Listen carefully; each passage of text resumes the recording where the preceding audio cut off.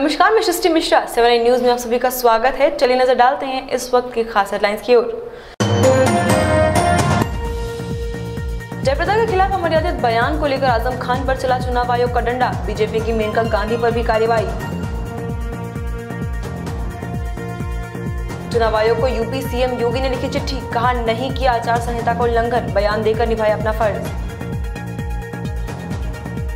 मखला Chaturvedi university में मचे घमासान पर पूर्व कुलपति कुठियाला का बयान, आजादी के 7 दशक बाद भी नागरिक अधिकारियों का ऐसा हनन अनुचित। सीएम कमलनाथ का पीएम मोदी पर हमला, कहा मोदी को जब कपड़े भी नहीं आता था पहनना, उस वक्त नेहरू और इंदिरा ने देश की फौज का किया था गठन। दिग्विजय सिंह के खिलाफ भोपाल से प्रज्ञा ठाकुर को मैदान में उतार सकती है बीजेपी, आज हो सकता है प्रज्ञा के नाम का औपचारिक ऐलान। अब बढ़ते हैं बुलेटिन की ओर। बीजेपी उम्मीदवार जयप्रदा के खिलाफ सपा नेता आजम खान की अमर्यादित टिप्पणी को लेकर चुनाव आयोग ने सख्ती दिखाई है। चुनाव आयोग ने जयप्रदा के खिलाफ अपमानजनक टिप्पणी कर आदर्श आचार संहिता का उल्लंघन करने पर आजम खान के प्रचार पर रोक लगा दी है। आजम खान ने रविवार को रामपुर में एक जनसभा के दौरान अप्रत्यक्ष रूप से जयप्रदा के खिलाफ आपत्तिजनक टिप्पणी कही थी। मैं आपसे सवाल करता हूं कि क्या राजनीति इतनी गिर जाएगी? 10 बरस जिसने रामपुर वालों का खून पिया, लहू पिया, जिसकी उंगली पकड़कर हम रामपुर में लेकर आए, रामपुर की गलियां, रामपुर की सड़कों की पहचान कराई, किसी का कांधा नहीं लगने दिया उसके शरीर से, आप गवाही दोगे। कांधा नहीं लगने दिया, छूने नहीं दिया, गंदी बात नहीं करने दी।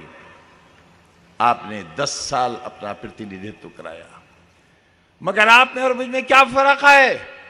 शाहबाद वालों, रामपुर वालों, उत्तर प्रदेश वालों, हिंदुस्तान वालों, उसकी असलियत समझने में आपको 17 बरस लगे।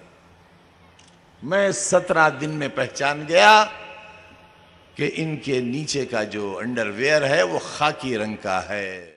आचार संहिता के दौरान गलत बयानबाजी के लिए चुनाव आयोग ने उत्तर प्रदेश के मुख्यमंत्री योगी आदित्यनाथ के प्रचार पर 72 घंटे का प्रतिबंध लगा दिया है, जो कि आज सुबह 6 बजे से लागू हो गया है। योगी ने विवादित बयान के बाद आयोग ने यह फैसला लिया है। इससे पहले चुनाव आयोग को नोटिस का जवाब देते हुए योगी आदित्यनाथ ने खुद को बेकसूर बताया था।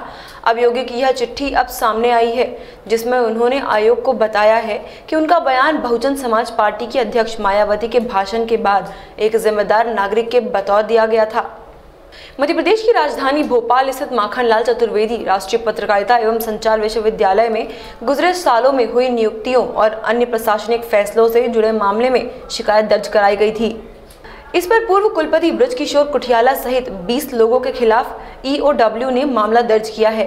मीडिया को जारी पत्र में कुठियाला ने कहा है कि जांच कमेटी की रिपोर्ट के आधार पर मेरे और 19 लोगों के खिलाफ मामला दर्ज किया गया है। हैरत इस बात की है कि जिनके खिलाफ मामला दर्ज किया गया है उनका पक्ष को सुना ही नहीं गया है। पूरी तरह से अन्याय और गैरकानूनी है। साथ ही कुठियाला ने दावा किया है कि उनके कार्यकाल में जो भी काम हुए हैं वह राज्य सरकार, विश्वविद्यालय और UGC के नियमानुसार हुए हैं। खंडवा बैतूल लोकसभा क्षेत्र के कांग्रेस प्रत्याशी रामू टेकाम के समर्थन में मध्य प्रदेश के मुख्यमंत्री कमलनाथ ने आम सभा को संबोधित किया। इस दौरान कमलनाथ ने मोदी सरकार और शिवराज सिंह पर निशाना साधा। कमलनाथ ने मोदी सरकार पर कहा कि बीजेपी के शासनकाल में सबसे ज्यादा आतंकवादी हमले हुए हैं, बेरोजगारी बढ़ी है, मोदी ने नोटबंदी से छोटे व्यापारी की कमर तोड़ी है। कमलनाथ ने यह तक कहा कि मोदी जी को जब पैजामा पहनना नहीं आता था, उस समय जवाहरलाल नेहरू और इंदिरा गांधी ने देश की फौज का गठन किया था।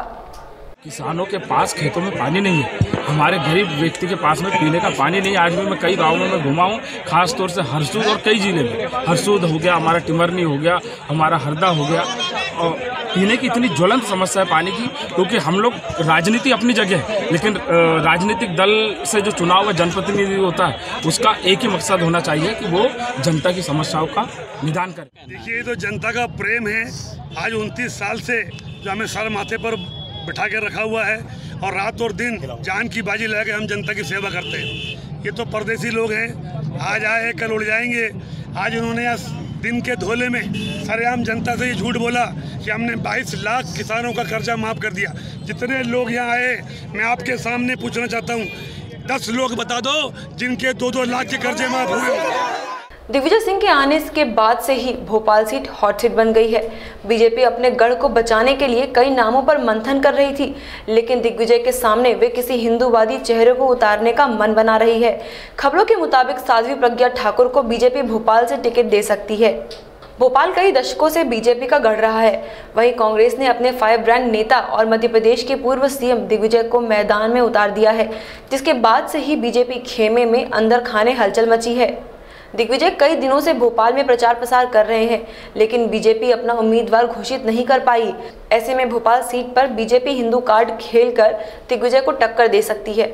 वहीं साध्वी प्रज्ञा ठाकुर खुद कह चुकी हैं कि वे दिग्विजय को चुनावी मैदान में हराने के लिए तैयार हैं। कर्नाटक के मांड्या के मद्दूर में जिला पंचायत अध्यक्ष और जेडीएस नेता नागरत्न स्वामी के अलग अलग ठिकानों पर आईटी की छापेमारी जारी है। इसके अलावा जिला पंचायत के दूसरे सदस्य के ठिकानों पर भी छापा मारा गया है। वहीं दूसरी ओर हासन में लोक निर्माण मंत्री SD रेवन्ना के सहयोगियों के ठिकानों पर भी आयकर विभाग की छापेमारी जारी है। चुनाव से पहले मध्य प्रदेश के बाद कर्नाटक में आयकर विभाग की बड़ी कार्रवाई मानी जा रही है। दूसरे चरण के चुनाव से ठीक 2 दिन पहले आईटी रोड से राज्य में हड़कंप मच गया है।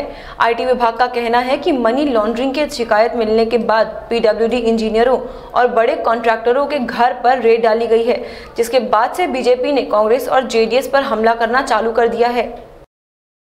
इस वक्त की बुलेटिन में फिलहाल इतना ही। बने रहिए 7i न्यूज के साथ। नमस्कार।